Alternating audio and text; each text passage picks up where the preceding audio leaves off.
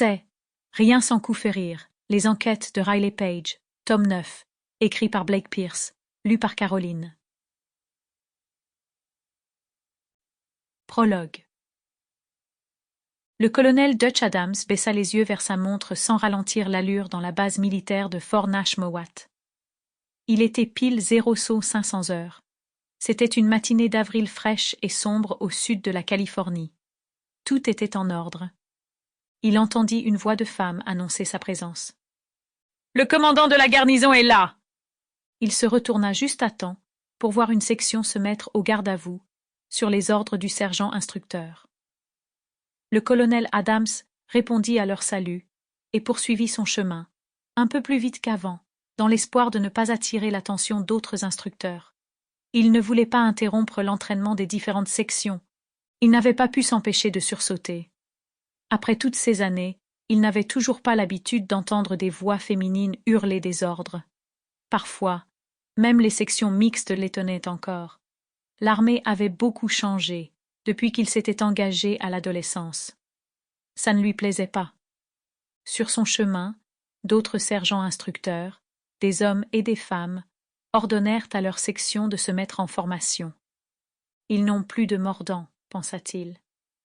Il n'oublierait jamais les mauvais traitements que son propre sergent instructeur leur avait infligés, à lui et à ses camarades. Invectives, obscénités et insultes adressées à la famille ou aux ancêtres des jeunes recrues. Il esquissa un sourire. Ce bâtard de sergent Driscoll! Driscoll était mort il y a des années, se rappela le colonel Adams. Pas au combat, ce qu'il aurait préféré, mais d'un AVC dû à l'hypertension. À cette époque, une pression artérielle trop élevée faisait partie des risques du métier pour les sergents instructeurs. Le colonel Adams n'oublierait jamais Driscoll, et selon lui, c'était comme ça qu'il fallait que ça se passe. Un sergent instructeur devait laisser une empreinte indélébile sur l'esprit d'un soldat.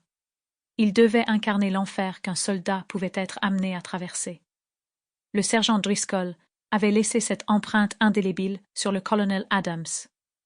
Les instructeurs qui formaient les nouvelles recrues sous son commandement, ici, à Fort Nash Mowat, laisseraient-ils la même empreinte sur les soldats?